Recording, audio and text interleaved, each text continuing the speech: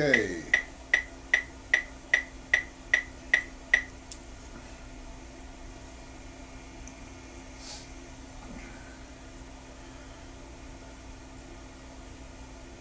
Hello, everyone. Whoever might be watching, just come on to the chat, say hello. We have been working on the Stone Killer, and we're going to continue.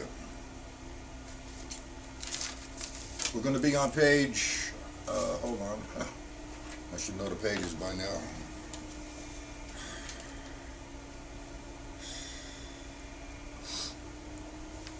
We're going to start with page 55 as a little revisit. And I'm going to be working on that until somebody does come in or says something on the chat and says hello.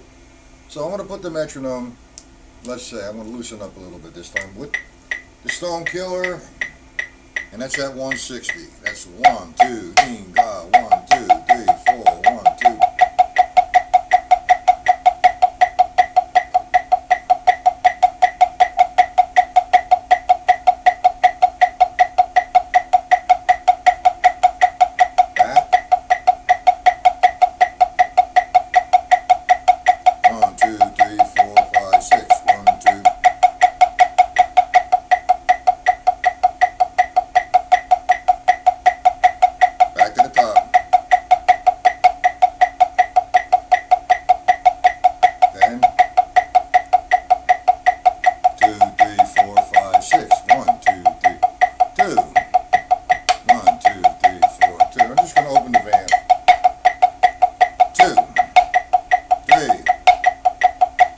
Go to section 2.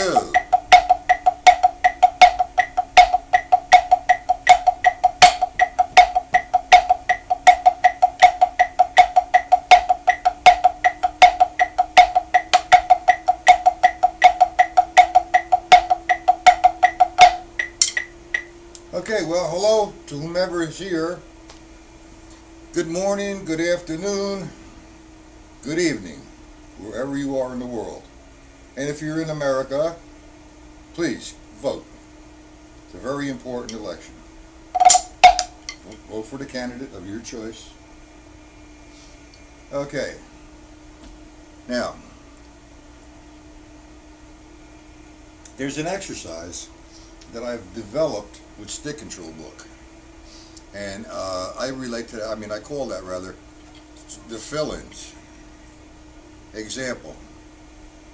If I have 2 rights or 2 lefts in a row, I fill it in. If I'm playing the line of Stick Control Book, 1 and 2 and 3 and 4, and I have 2 rights and 2 lefts consistent.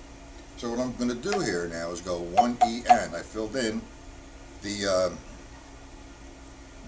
balance. The 16th note in between the 2 rights. 1 E N. The second one would be 2 E N, 3 E N, 4 E N. 1 and 2. Watch. 1 E N, 2 E N, 3 E N, 4 E N. That's what this lesson is going to be basically about today. We're going to do the Stone Killer with the fill-ins. Now we've done section 1, 2, and 3. We did section 1 without accents, section 2 with the accent on the last stroke of the grouping of 4, that one, and then we did the accent on the first note of the grouping.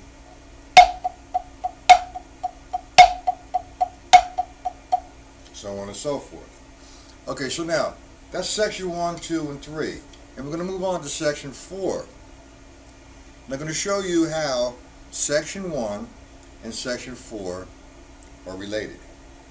Section 1, you have 1 and 2 and 3 and 4 and.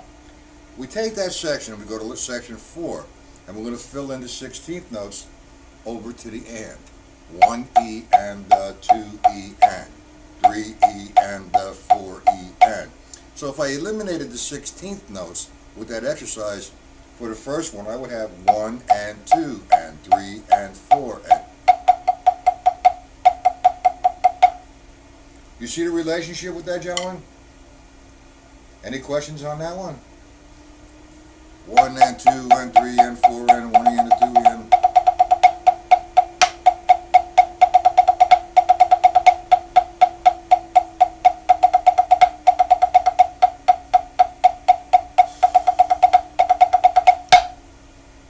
We got that. We go over to section 4, the second guy, the second line. Okay, the second line is being presented as 1E and a 2E and a 3E and a 4E and 1E and a 2E and 3E and a 4E and. Now, that's alternating the attack. I'm starting with the right hand lead, the left hand lead. So now, how is that in relationship to section 1? 1 and 2 and 3 and 4 and. So if I did the first measure of section 4, okay, and I put in the E's and the does, 1E and 2 and 3E and 4E and then I eliminated the E's and the does, I would have 1 and 2 and 3 and 4 and. Then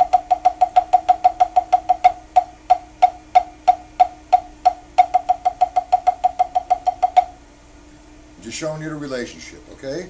So now, if I take, do we all see the relationship with the sections? Section 1 and section 4? No accents. My right side and my left side are coming down from the same point. Trying to obtain the right hand and left hand equalized in sound. Not myself. And look at the height of my sticks. They're coming down from the same spot. And that's very relative. Very important. So I have. Now I'm going to do the second line, section 4.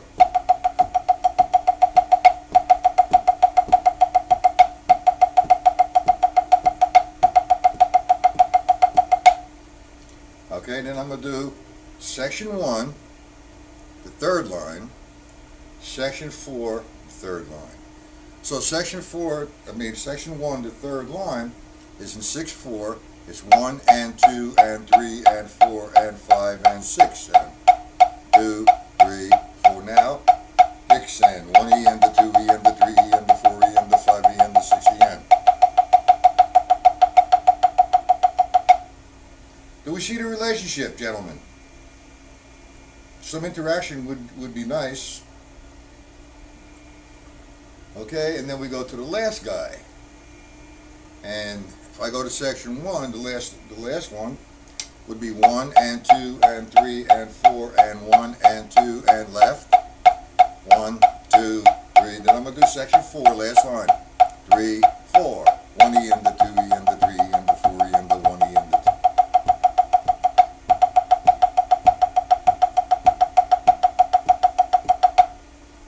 Do we see that?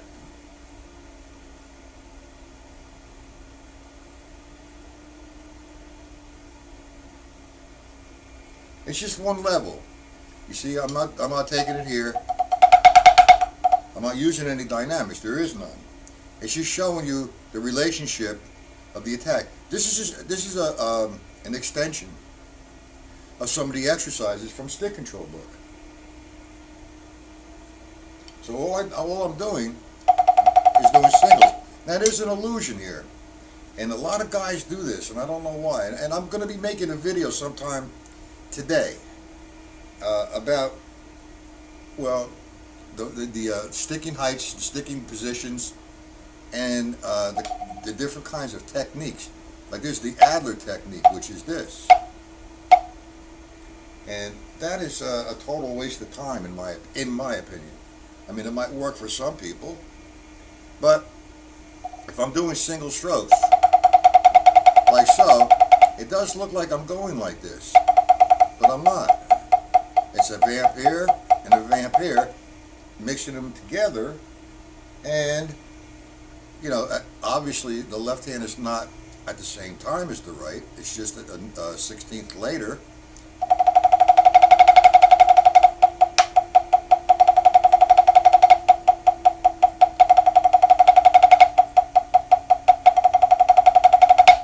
That's the brilliance of George Lawrence Stone.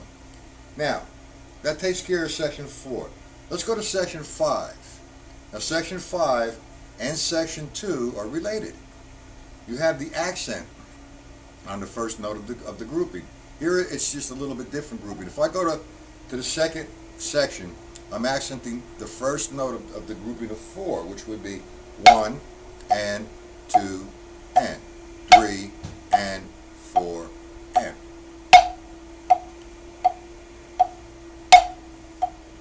See that? That's section 2. Now, I go to section 5, I'm filling in the 16. So I have 1 E and 2 E and. Look at that upstroke, I'm in position. 3 E and 4 E and.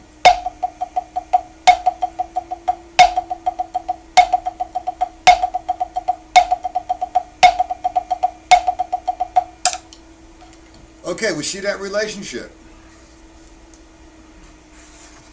And there's one more, which I will go to soon. Alright, let's go to the triplet section.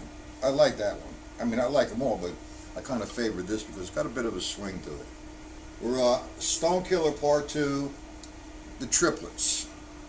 Now, it's written in 6/8, which the reason being,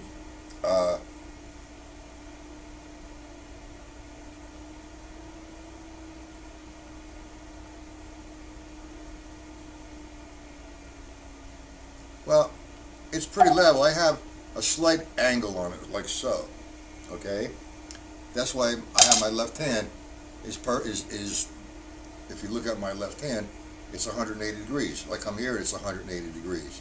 If I pivot a little bit like this, it's going to be like that with a different angle. So I kind of keep it to where I'm comfortable. Everybody's different. There is no right and there is no wrong. It's what works for you. This works for me. This makes it easier for me to obtain or continue to use the 180 degrees. Okay, so now let's look at Stone Killer Part 2, Section 1. It's written in 6/8. You can think of it as a triplet, or you can think of it in 6/8. Let's think of it in 6/8 because when we get to the different sections with the fill-ins, we're going to start we have to think 6/8 at first. So if I thought of it as a triplet, it would be 1 and 2 and 1 and 2 and. So if I'm thinking 6/8, it'd be 1, 2, 3, 4, 5, 6. 1, 2, 3, 4, 5, 6. Equals sound. I go to the second line. Again, he expands the triplet, or extends it rather. So you have this. 1 and 1, 2, 3, 4, 5, 6. 1, 2, 3, 4, 5, 6. 1. So notice that they're in the grouping of 3, and he extends it one grouping each line. The first line is one grouping. Second line, 4, 5, 6. 1, 2, 3, 4, 5, 6. Third line, the 3 groupings. Hold on. Okay. 3 groupings. 1, 2, 3, 4, 5, 6, 7, 8, 9. 1, 2, 3, 4, 5, 6, 7, 8, 9. 4, 5, 6, 7, 8, 9. 1, 2, 3, 7, 8, 9. And we go to 6/8. Again, the last line, and we're doing 2 measures of the rights, 2 measures of the lefts. 1, 2, 3, 4, 5, 6. 1, 2, 3, 4, 5, 6. 4, 5, 6. 1, 2, 3, 4, 5, 6. So if I play that down, what I'm doing to keep my pulse, I'm playing my bass drum or my right foot on accounts of 1 and 4. So if I'm playing this, let's say this is the alternating triplet. 1, 2, 3, 4, 5, 6. This is my bass drum. 1, 2, 3, 4, 5, 6. 1, 2, 3, 4, 5, 6. Okay, so now I'm going to set myself up. Let's go to say something like, let's start slow. Let's go to 100. That's my tempo. 1, 2, 3, 4, 5, 6, 1.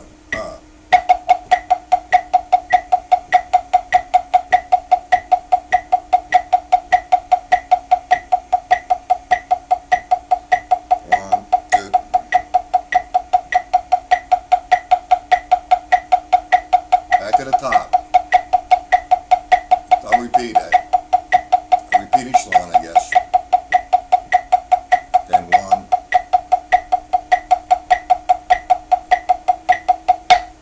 Do we all understand that, gentlemen?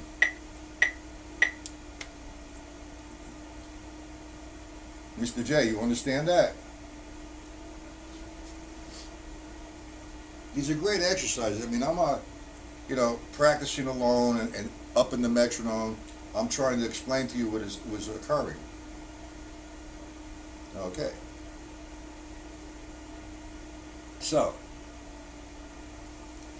let's nail section 2. Same exercise. And again, the same principle. There's the grouping of 3, and he's dropping the accent on the first note of the grouping. So if I did that with the level and said what I did, it would be down, tap, up. I'm in position now to attack the left side. Down, tap, up.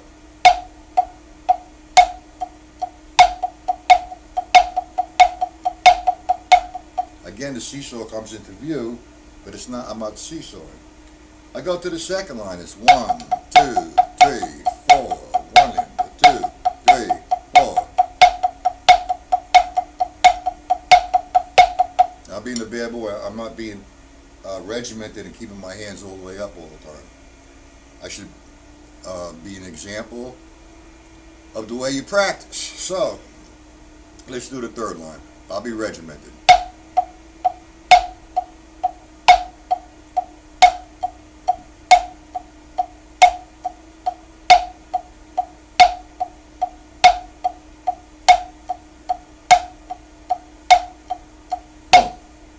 Got it? And the last guy. The last line of section 2.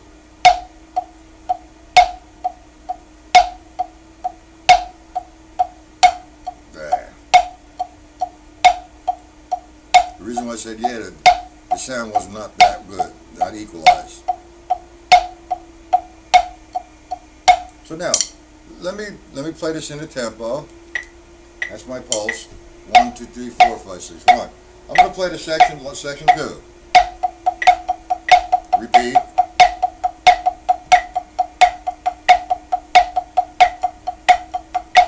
Two, three, 1, 2, 3, 1, 2, 3, 1, 2, 3, 4. Ah.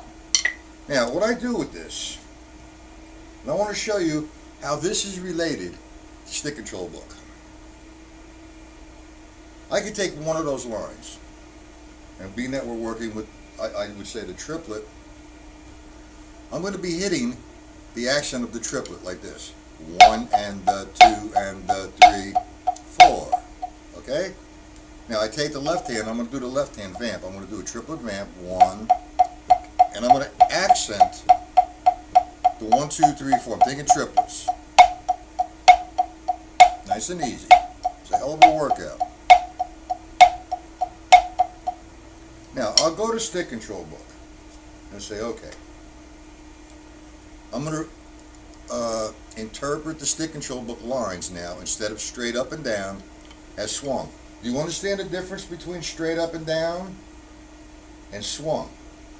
Straight up and down, if I did the first line, would be 1 and 2 and 3 and 4 and. If I swing the line, it would be 1 and 2 and 3 and 4 and you will never see it written that way, but it'll say swing or swung. So what I do is I interpret the lines now, like line 3 would be 1 and 2 and 3 and 4 and if I did example line 5, it would be 1 and 2 and 3 and 4. 1 and 2 and 3 and 4 and okay. Now what I do is I reference off the stick control book and I say, okay, I'm going to reference off line 1. I'm thinking of line 1 as 1 and I'm thinking of 1 and 2 and 3 and 4. I have the stick upside down, sorry. 1 and 2. I eliminate the lefts. I'm just going to play the rights. So now it's just going to give me 1 and 2 and 3 and 4 and now I'm going to play the triplet vamp like I just did. First let's go to without the accent. It's a little what? Ticker? What does that mean? You're getting I don't know what that means. That's a little ticker. Trickier. Oh, okay. It's not tricky. It's the thought process. You need to put it into your brain. Straight up and down. 1 and 2 and 3 and 4 and. When I swing that, I think of eighth note triplets. All the ands become the duh of the triplet. Well, so let me just do the one and first. So if you have written one and, I'm thinking triplet. I don't play the second note of the triplet. I'm playing the first note and the third note of the triplet. So I have one and duh. Instead of one and, now I have one and duh. Now I go to line, the third line, which is 1 and 2 and I say, okay, I'm going to swing it. Now remember, I don't play the second note of the triplet, and all the ands that you see straight up and down become a duh of the triplet. So I have 1 and 2 and 3 and 4 and Okay, let me turn on another light. Hold on a minute, gentlemen.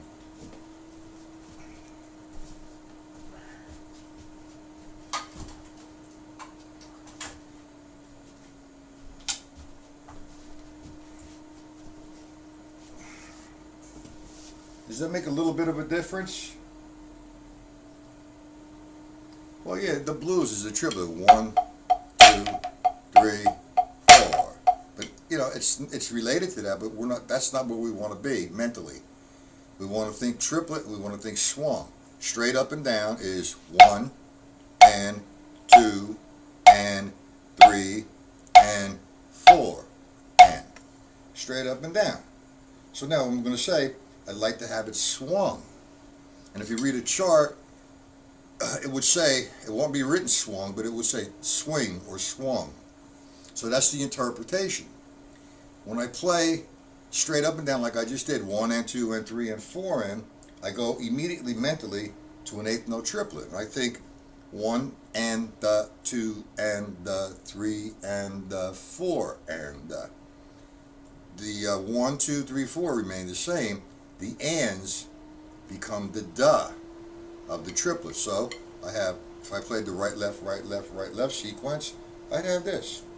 1 and 2 and 3 and 4 and If I played the paradiddle, straight up and down, from the stick control book, the paradiddle sticking, it would be 1 and 2 and 3 and 4 and. If I play that swung, it would be 1 and 2 and 3 and 4 and You understand that, Mr. J? Now I interpret the stick control book for this particular exercise, or whatever you want to call it. I look at the page, I swing it, and I eliminate the lefts. So that, with that being said, if I do line 1, I'm eliminating the left, so I'm just going to play the downbeat. 1 and, let me move this, sorry. I'm going to play just the ones. I'm going to go 1 and 2 and, that's be my 4 tom-tom. The 2 and 3 and 4 and if I look at line 2, it's left, right, left, right. So the rights are falling on the ands. So that's going to be the duh of the triplet. 1 and 2 and 3 and 4 and 1 and 2 and 3 and 4 and Line 3 is right, right, left, left. So I'm eliminating the lefts and just playing 1 and 3 and, which becomes 1 and 2 and 3 and 4 and Is it becoming better? You understanding it more? Well, if it's new, I mean, it's new. You know, you're just like everybody else. You're at a certain level and you understand that. And this is something new that you have not interpreted this way or understand. So the more time you spend with it, the easier and more it's going to flow. So if I take a triplet and play a triplet here, 1 and 2 and 3, I'm going to play line 1, all the rights on, say, the floor tom-tom. This is my floor tom-tom. 3, and I'm going to play 1, 2, 3, 4 over and over again because I'm interpreting line 1. 1 and 2 and 3 and 4 and 1, 2, 3, 4. 1 and 2 and 3, 4. Now keep the triplet going. And I'm going to go to line 2. All the rights fall on the does. 1 and 2 and 3 and 4 and 1.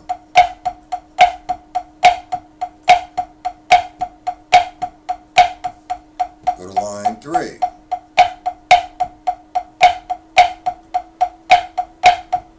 3 and 4 and line 4. 1 and 2 and 3 and 4 and 1 and 2. Line 5. 1. 1 and 2 and 3 and 4 and 1 and 2. Is it a little clearer?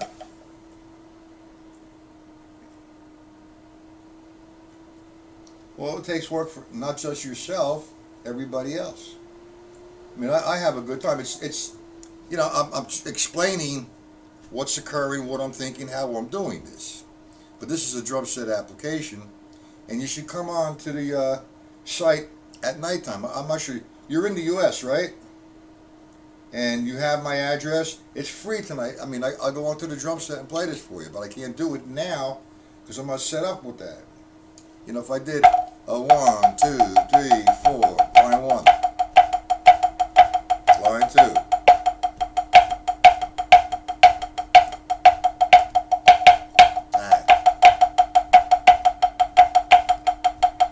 that's line 4, line 5.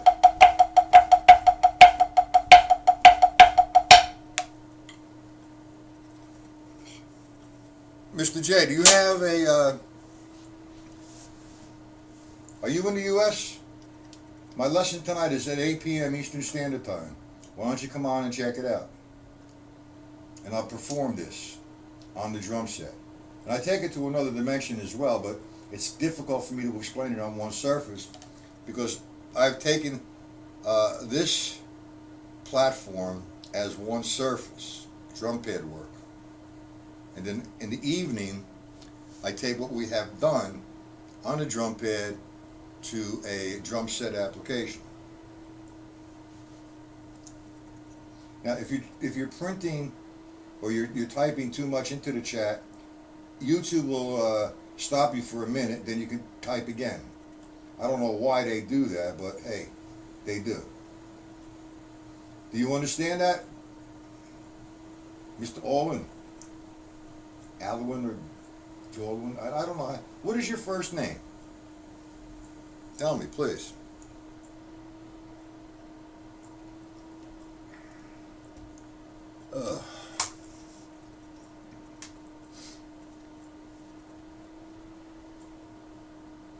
Well, you know what happened to me is I just woke up one morning and played it.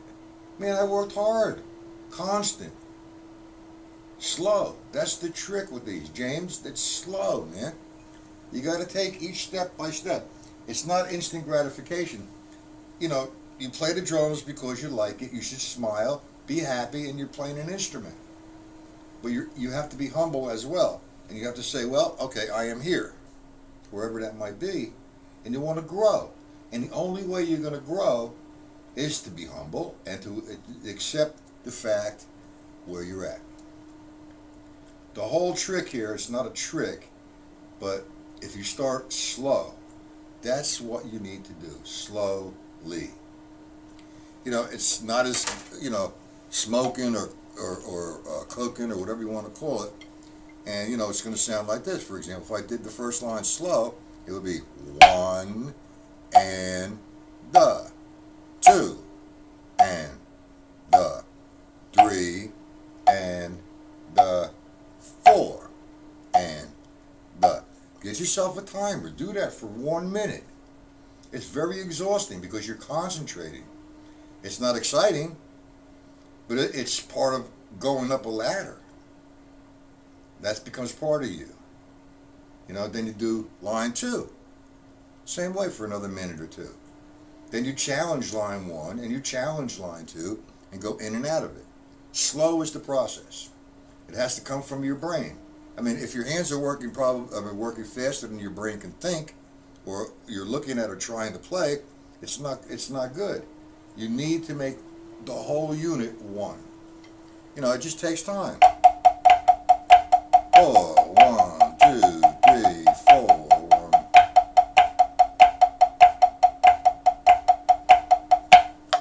And that's associated with the Stone Killer.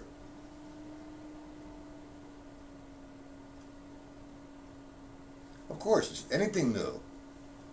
It's like if you have a car and it's 10 years old and you go to a showroom and buy a new one, you sit in and you say, wow, news, I'm unfamiliar with. Where's the radio? Where's this? Where's that? Ooh, look at that. It's unfamiliar. It's like anything else. But the more you hang with it, it becomes part of you. It's not easy, man. What this takes is a tremendous amount of hard work, but you have to enjoy it. And you have to have there's no like a goal that you want to go to. I mean, we're all on the same journey. We all want to become better, and we all want to learn as much as possible. So that, you eventually take it out to the stick control, and beside the stick control book, you take it to the syncopation book. It's a gas, man.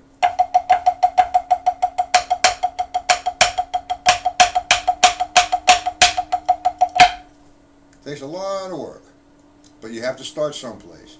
And the key word is slow. Watch. 1, 2, 3, 4. Now what happens when you do it slow, you're maintaining the balance. Your left hand is constantly sounding the same. You're hitting whatever it is, the right hand or whatever music that you're playing on the floor, tom-tom. And you have to stay there.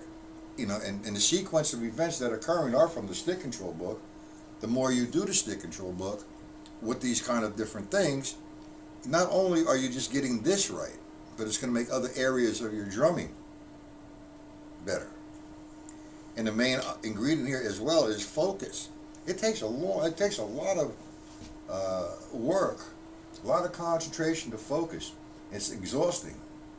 If you practice correctly on a drum pad, if you're really working hard and you're focusing, if you did that for an hour, 2 hours on a drum pad, you need a nap afterwards. You're tired because your mind is telling you what you need to do. It's simple, man. It's just you need to work. It doesn't happen. Nobody gets up in the morning, takes drumsticks in their hands, and just starts to play. We are a product of our environment. We're not Tony Williams or Elvin Jones or Max Roach or all these guys. Max Roach was accomplished. He was very schooled. But somebody like Elvin Jones, for example, the man lived with musicians all his life. So the music was part of his life. The sticking concept wasn't. He was inside the music immediately. Whereas this here platform is about technique, execution, how to avoid injury, how to develop concepts, so on and so forth, and how to become. You understand what I'm talking about, James?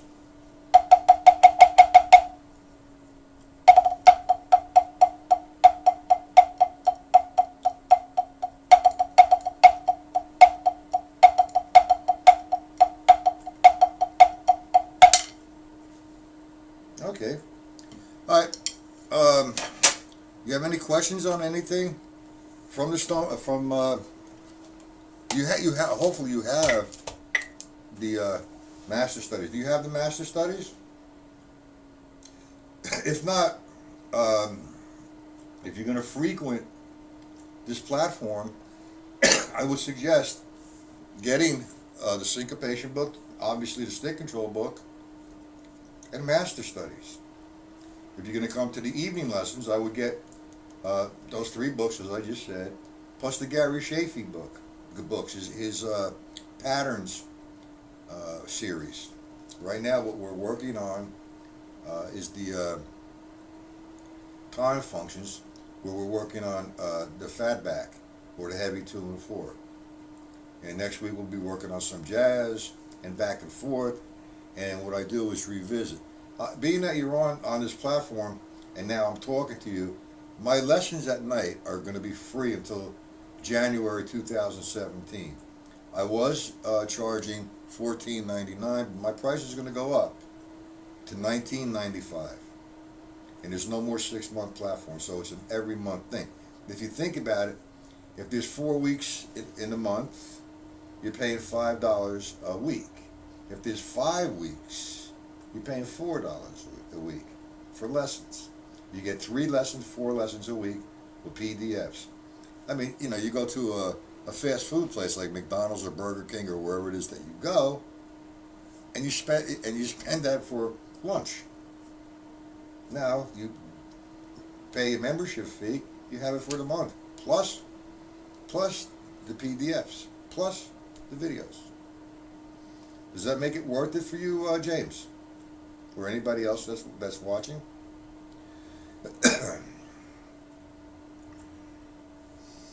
And I have 5 more minutes.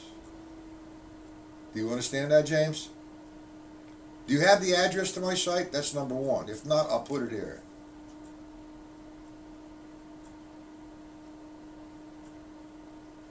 Well, my first lesson was, I believe, $1.25, and that's a long time ago. You have the, well, come hang out, man.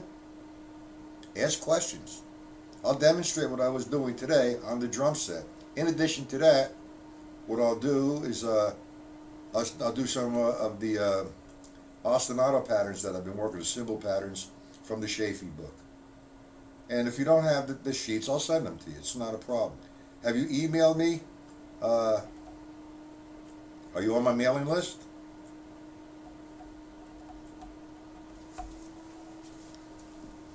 If not, I'll give you my email. Let me give you my email.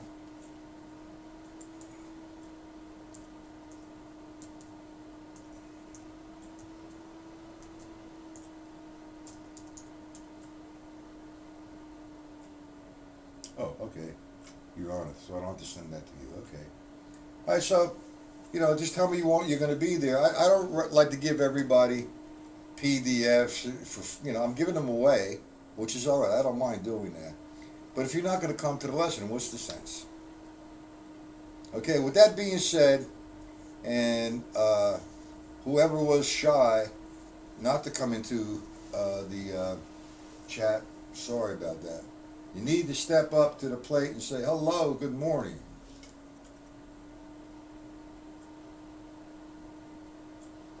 Well, I mean, you mean making a drum kit from, like, just making it, or putting a drum kit together and buying one?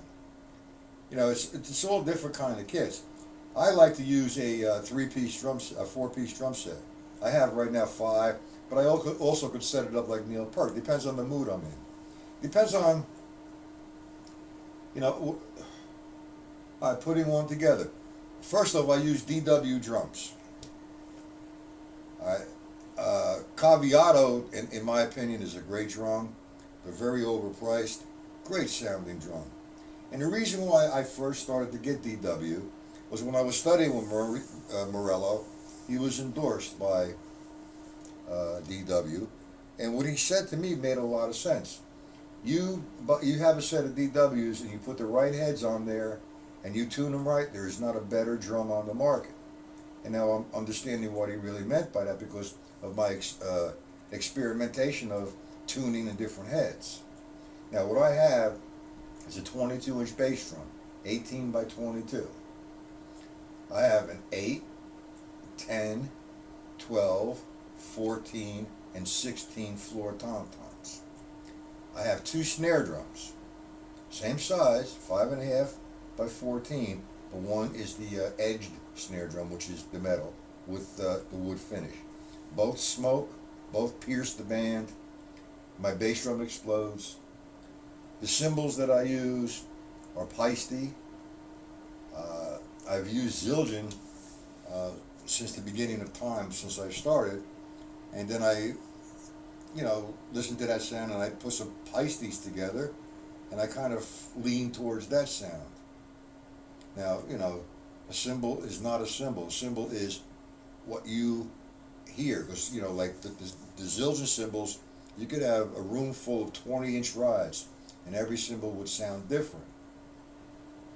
Whereas Pisces, you have a room full of 20-inch symbols, the ride symbols, they all sound almost the same. They're very close. But please come to the lesson tonight. Or, it's tonight, tomorrow night. It's Monday at 8:30 p.m. Eastern Standard Time. It's Tuesday and Wednesday, 8 p.m.